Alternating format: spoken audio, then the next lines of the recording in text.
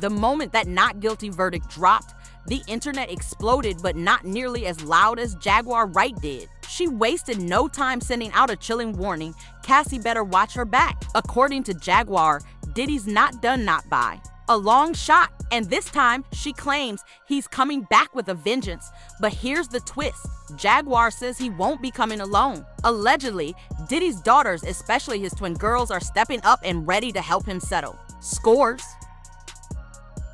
Hey girls, congratulations on your graduation.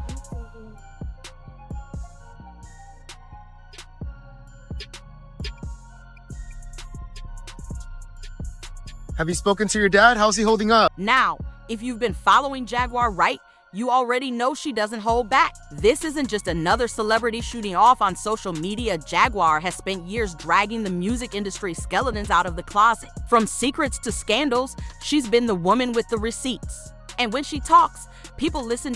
So when Jaguar says Diddy's next move might involve retaliation and that Cassie could be a prime target, it's not just empty gossip. It's a warning from someone who's never been afraid to expose the darkest parts of this game. But Jaguar's not just targeting Diddy, she's calling out his daughters too. For a while, Diddy's twin daughters, Jessie and Delilah, stayed silent. They kept things low-key during the trial, letting the media frenzy swirl around their father without stepping into the storm. But now that the verdict's in and Diddy's walking free on the most serious charges, that silence is over. The twins are clapping back, and not quietly either. From subtle shade online to full-blown social media presence, it's clear they're not just defending their dad, they're stepping into the spotlight with full force. And guess who they're aiming that energy at? Jaguar Wright.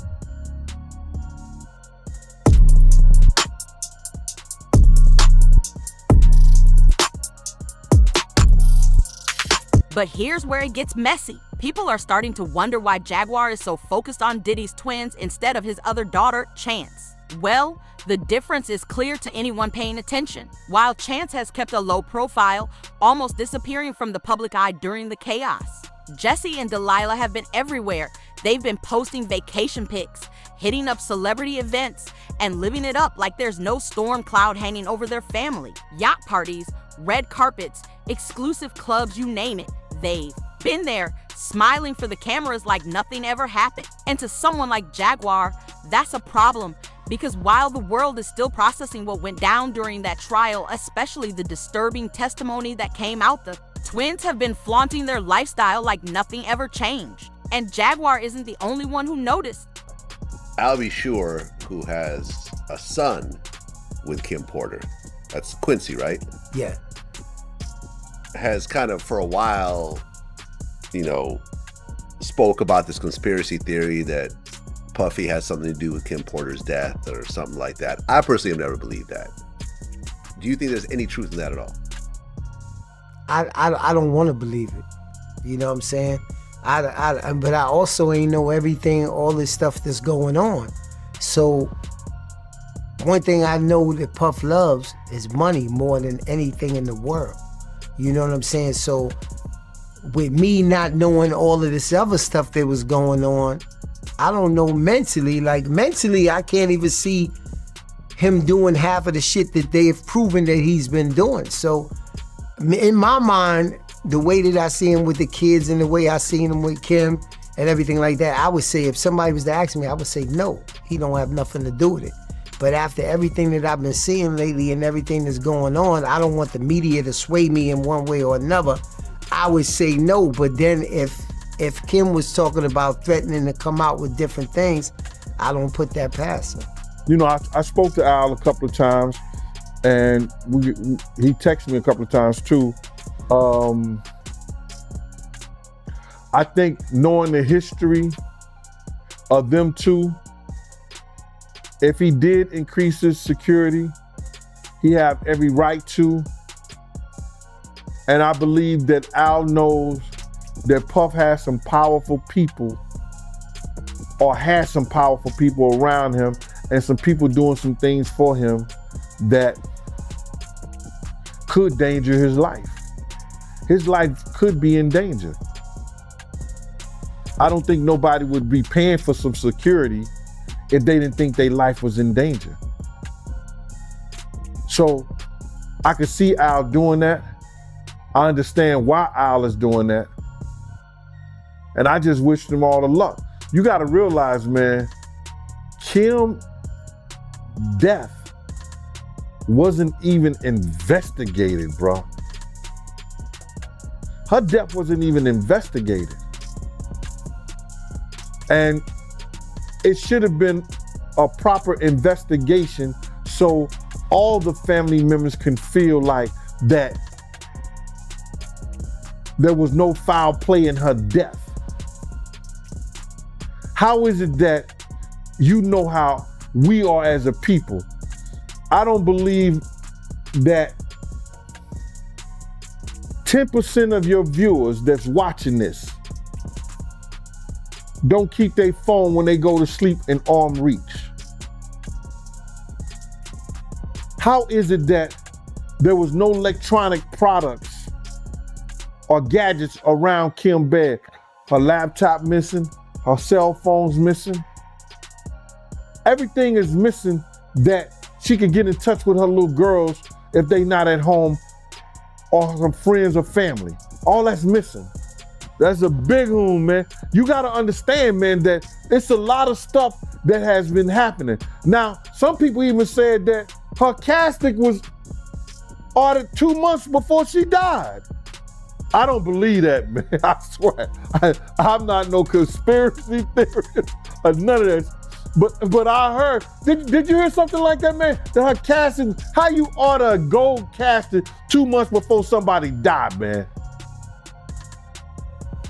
If I'm gonna pay, or they gonna get the money up, what is it, to resume her body? If they gonna get the money up to dig her body back up and have a real autopsy done on there, have a real investigation on there, who's it gonna hurt? I've been knowing Al for a long time. And this is in the 90s when he walked through Eddie F house and it was about 100 degrees. Me and him, we talk about this all the time because he be laughing about it. He walked through Eddie F. He was going to Eddie F house in a black leather suit and it was about 100 degrees outside. Al ain't no fool, bro. Al is not a fool, and he's smart by getting extra security. I don't blame him at all. If I wasn't retired, I'd probably be working. But that spotlight lifestyle, it struck a nerve with Jaguar, and for good reason. It didn't take long for the internet to connect the dots, and the name Kim Porter was right at the center of the storm. Jaguar Wright wasn't just upset about the twins' flashy behavior. She brought up something much darker, something that's been whispered about ever since Kim's sudden, tragic passing. Rumors have swirled for years that Kim Porter was working on a tell-all book before her death, a raw, no-holds-barred account of Diddy's world behind the scenes, his lifestyle, his secrets, and everything she allegedly endured while they were together. People online have speculated that Kim knew too much and was getting ready to speak out when she suddenly passed away, and then came the bombshell. A mysterious manuscript appeared online, claiming to be Kim Porter's lost memoir. That's when everything exploded. Some believed it was the very book Kim had been secretly working on. Others said it was a fake designed to stir up drama, but Diddy's kids wasted no time shutting it all down. Jesse, Delilah, and Chance released a rare public statement calling the book completely false. They insisted their mother never wrote anything like it and labeled the manuscript a fabrication by clout chasers. In their words, claims that our mom wrote a book are simply untrue. Anyone claiming to have a manuscript is misrepresenting themselves. Jaguar Wright, however, wasn't buying a word of it. She clapped back fast, claiming the statement was just damage control and suggesting the girls were covering for something way bigger. To her, the timing was too perfect. The twins defending Diddy, while rumors about their mother's death and a secret memoir started gaining traction, that wasn't a coincidence, it was a cover-up. And if you think Jaguar stopped there, not even close. He was highly paranoid right before Kim passed away. And when he found out that her and Cassie were still secretly talking and meeting, it became a very explosive situation for everyone who knew about it. I hate the fact that she felt so terrified to tell the truth about the man that she had 3 biological children of. That she felt the need to have to be as covert as she was, but I'm grateful that Kim got her truth to people that she trusted. Problem is she didn't know who she could trust and couldn't trust. I have no doubt in my mind that pieces of that memoir have been acquired by the home team, and that bad actors were incorporated so that they could put just enough spin to create reasonable doubt in the jury pool. It's a smart play, because there is no way that these 2 people who really had absolutely nothing to do with anyone involved got this much information directly from Kim Porter. It didn't happen. I'm telling you that now. And every person that they have these salacious stories built around are people that Diddy all has issues with. It lined up too good in his favor when you really think about it. And if I were him and I had a team of PR agents, the first thing that I would have done is let's get our hands on a piece of the book, get as much as we can. We'll take as much trash as we can, throw it around it, and put it out there. Now, I'm not saying that that's what these authors did. I'm saying that whatever they got, it was prepackaged for them to earnestly move forward with it as it was real. But I'm telling you, this is orchestrated. This woman, for months and years, was silently trying to get the pieces of her diary out there. So if anything happened to her, people would know the truth. I truly doubt what she wanted everyone to know was all of this weird stuff. But I tell you what it does do. It creates sympathy for the devil, because the way those stories were spun in these narratives, it made everyone seem like they were just as bad as Diddy, right? Whatever tapes he turned over, they already have. They already have. Whatever Kim was able to get and parcel out, she got it from Diddy directly. Which means this could be nothing more than clips that were taken from what the FBI has already uncovered, what they already took in. I think that's why they put the gag order, because they just wanted to make sure that he couldn't say anything else. Despite the nonstop chaos surrounding their father, Jesse and Delilah have stayed glued to his side. They were there in the courtroom, smiling in family photos and still posting luxurious glimpses of their life, as if the scandal hadn't rocked their entire household. To the public, it looked like unshakable loyalty, but to Jaguar Wright, it looked like something much darker. Jaguar started painting a very different picture, one where the twins weren't loyal out of love, but out of control. She claimed Diddy's grip on his daughters wasn't just emotional, but financial. That they were defending him because their whole lifestyle depended on it. And let's be real, these girls are living in luxury. Private jets, red carpets, designer everything.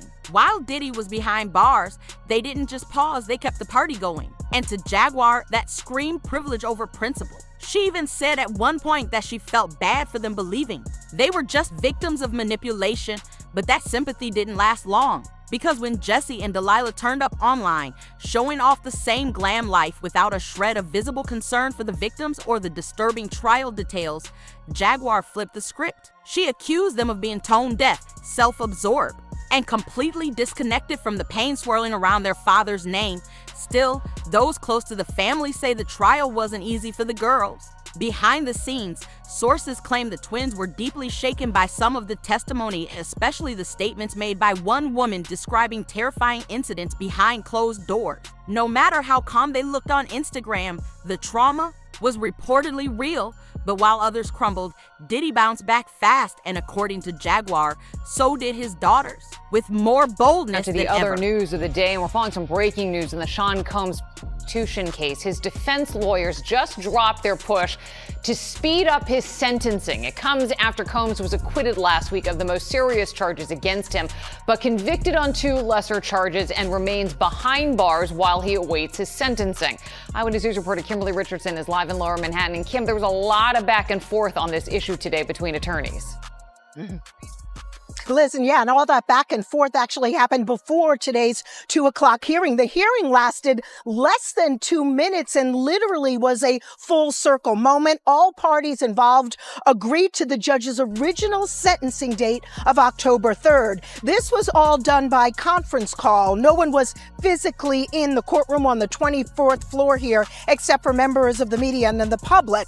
We briefly did hear from Sean Combs say hello, and his attorney mentioned he was in his office. 2 federal prosecutors were also on that conference call. So, as it stands now, Sean Combs will remain behind bars at the Metropolitan Detention Center in Brooklyn. A jury found him guilty of 2 counts of transportation to engage in last week, but the 55-year-old was acquitted of racketeering, conspiracy, and trafficking.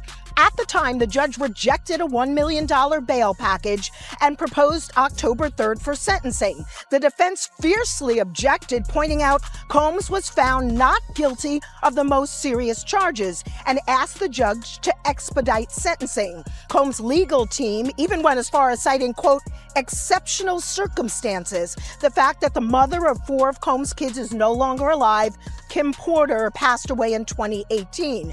The government urged the judge to stand firm in that October date. We did expect to hear more back and forth today, and it's not clear why the defense essentially walked back its request. Moving forward, Combs will be interviewed, and a report must be handed in on or before August 29th. They ask him all about his background. Has he ever had any convictions? And obviously, the probation department looks up and determines whether or not that's accurate. But they interview him first. What is he doing in the community? Has he committed any, crimes? Has he donated to any charities? So they want to get all of their background on him to make a final determination, because under the federal sentencing guidelines, you have to consider all of that before you sentence an individual. Now, one thing the defense will no doubt highlight and will hope will play into the judge's sentence, they insist that Sean Combs has been in therapy and working on himself, something Combs claims was actually happening at the time of his arrest in that Manhattan hotel room, September 16th of last year. But then came the bombshell that really set Jaguar off. Just when the dust started to settle, the twins dropped another shocker. Jesse and Delilah revealed they won't be going to college after high school. Instead, they announced plans to become business owners. On the surface, that might sound empowering, but the internet wasn't exactly cheering them on. That you're committed to. Since Jesse and I are not going to college, we're going to be wearing one of our brand hoodies. Yeah. Because we are repping that we will be business owners. Here are Diddy's twin daughters talking about how they will not be attending college after high school. These 2 are a senior currently, and you would not think that their father is currently incarcerated against these charges, because they are acting like nothing has happened. Also, I think it's interesting they're not going to college. They're going to assume the role as business owners, which, no shade to them, but a business degree might help. Maybe even one of you guys becoming a lawyer could maybe help the family out. I don't know how they do it. I mean, I feel like I wouldn't be able to show my face, but these 2 are out and about. They went to their college prom wearing the same dress, which, we love twins that dress alike. I did see some shady posts on Lipstick Alley where people were calling out the fact that they always wear the same clothing, which, is cute if you're a twin and you're like 6 years old. I don't know. You would think maybe growing up they would start to separate a little bit, but they're not. Honestly, I pray for these girls because of what their mother had gone through and the current situation with their father. I feel like they could use some prayers. I don't know. Something does irk me a little bit with how they are just so nonchalant. Like, they truly... People were quick to point out the irony. Their father is facing serious legal heat. Disturbing allegations have surfaced, and yet the twins are acting like they're launching a fashion brand, not dealing with a family scandal. Critics slammed their carefree attitude, saying they were moving through life like the trial never happened. Jaguar Wright didn't hold back either. She called their no college decision reckless, especially in the middle of their father's mess. She even threw some pointed shade, saying maybe one of them should have considered law school, just in case the family needs legal help someday. But what really lit up social media was the twins' energy. They attended prom in matching dresses, smiling from ear to ear, acting completely untouched by everything swirling around them. And sure, twin fashion is cute when you're 6, but grown women dodging college and twinning like it's a thing. party? That raised eyebrows. Even forums like Lipstick Alley were buzzing, dragging the girls for being tone deaf, immature, and too attached to the spotlight. And through all of this, Jaguar kept the pressure on, accusing the twins of being more interested in protecting their image and lifestyle than facing the reality of their father's actions. Court was adjourned. Family members cheered today's verdict. Combs' son, Christian, telling ABC News how happy he is. Hey, yo, we love y'all. We love everybody watching. So happy. My pop's coming home. God bless. God bless the whole world. What was going through your head when the verdict was read? Happy.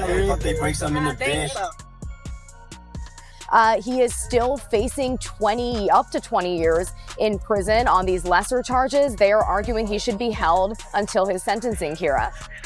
So, Bernarda, if Combs does stay in custody, how much jail time do you expect he would actually serve?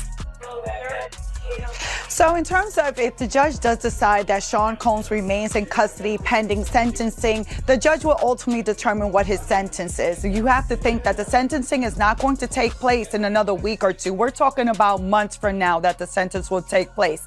And in terms of all the time that he's already been in custody, he's going to get credit for that time. So no matter what amount of sentence the judge sentences him to, he'll get credit for about the 9 months that he has been in custody. Yes, he faces a maximum of 10 years on each of those counts. Highly unlikely that this judge is going to max Sean Combs out. He can give him probation, he could give him time served, or give him something more of a year, 2 years, or even 3 years on each of these counts.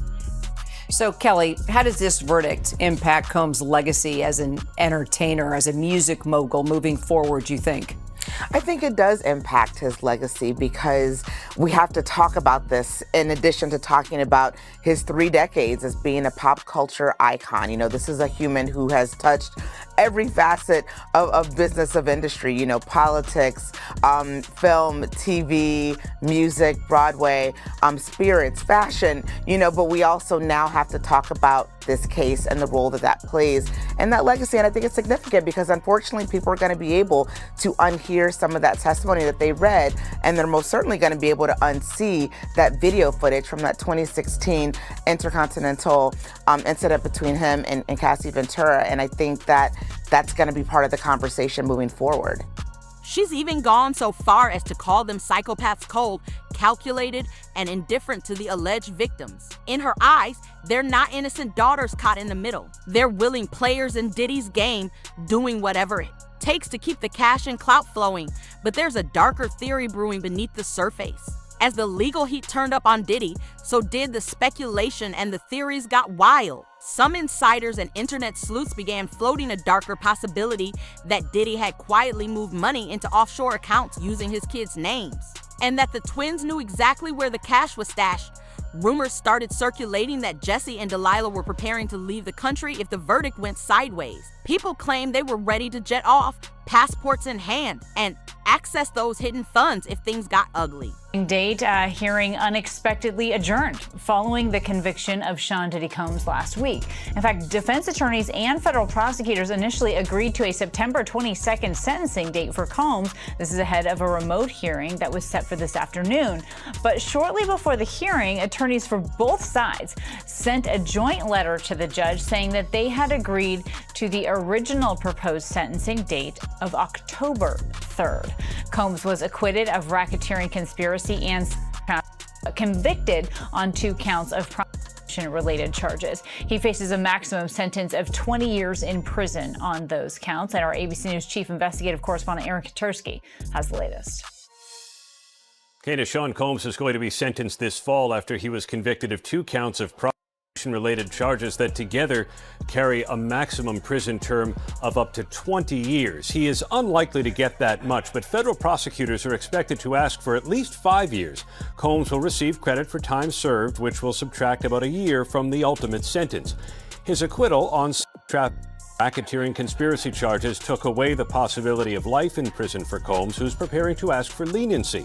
The defense has already argued Combs has taken steps to address what the judge called a propensity for violence, as seen on 2016 hotel security camera footage. And his attorney said Combs began a batterers program in New York prior to his arrest. The defense has also argued Combs did not make money from prostitution, but rather was the primary client of the male escorts he was convicted of transporting. His attorneys were prepared to ask for an expedited sentencing. They backed off that at the last minute, and so the judge has set Sean Combs' sentencing for October 3rd. It wasn't just random talk either. Last year, when Diddy tried to post bail, he reportedly offered up his kids' passports as part of the deal. That move raised serious eyebrows. Fans immediately started connecting the dots. Why were the kids' travel documents being used? Were they tied to international accounts Diddy didn't want frozen by the government? One theory that caught fire online claimed that large overseas withdrawals require in-person authorization, meaning if Diddy couldn't leave the country himself, someone else had to. Someone with access, trust, and a reason to protect the money. Like his daughters. It's the kind of theory that sounds too crazy to be real until you remember who we're talking about. This is Diddy, a man with decades of power moves behind the scenes. Nothing's ever as simple as it looks. In the end, the twins didn't have to flee. The jury let Diddy off on the biggest charges, and while he's still facing time for lesser counts, reports suggest he might walk away with just a few years or even time served. And that changes everything. If the money's safe, if the pressure's off, it makes perfect sense why the twins are suddenly bolder, louder, and ready to go after people like Jaguar Wright. With that kind of money involved, it's no wonder Jaguar says things are about to explode. Jaguar Wright didn't just stop at calling out the twins' behavior, she doubled down with a bone-chilling reminder. Diddy has a long memory and an even longer reach. According to Jaguar, this isn't just about public image or family pride, it's about revenge. And based on Diddy's track record, she claims it wouldn't be the first time he's come for someone who crossed him. Jaguar says it's a pattern. Over the years, anyone who's tried to expose Diddy, whether publicly or privately, has mysteriously disappeared from the spotlight or been buried under legal threats and NDA silence. And now that he's out from under the heaviest charges, she's warning everyone, Cassie especially, to stay alert. Because in her words, when Diddy beats a case, somebody always pays, and she's not the only one watching. Prosecutors have already asked for a serious sentence, 4 to 5 years, back to back. They want Diddy to serve time for each charge separately, but the streets are saying that's unlikely to happen. Some insiders believe he'll get credit for time served and could be walking out sooner than expected. Attorney Tony Busby, who's representing multiple people suing Diddy, even told Piers Morgan that powerful people rarely get the full weight of the law, and his heated interview with DJ Vlad only added fuel to the fire. Busby made it clear this fight is far from over. Still, Jaguar's focus isn't just on Diddy, it's on the daughters too. To myself the other day, Uptown Records started with 5 people. Andre Harrell, I'll Be Sure, Heavy D, and Puffy. And Kim was the longest working employee because she was there from the very beginning. She was Andre's personal assistant. Kim is dead. Heavy D is dead. Andre Harrell is dead. The only 2 left are Puffy and Al almost died. Isn't that interesting? That is interesting. Heavy D was found dead, face down in the heart attack. Andre Harrell, heart attack. Kim died from pneumonia, but there's the first coroner's report that said that she died. It was ruled a homicide, and they found toxins in her body to prove that she had been poisoned. You know, they have poisons that create heart attack and pneumonia-like symptoms. And then right after that, Al had a meeting, and I was going to meet up with him because we were in Vegas, and then the next thing you know, you want to know what they all had in common, though? The survivors and the late of Uptown Records, they were all writing tell-all books. Andre was writing a book right before he died. Heavy D was working on a book before he died. Kim Porter was working on a book before she died. And I'll Be Sure was working on the documentary of his life. And then he goes into a coma. Has Puffy ever been in a coma? Has anything happened to him?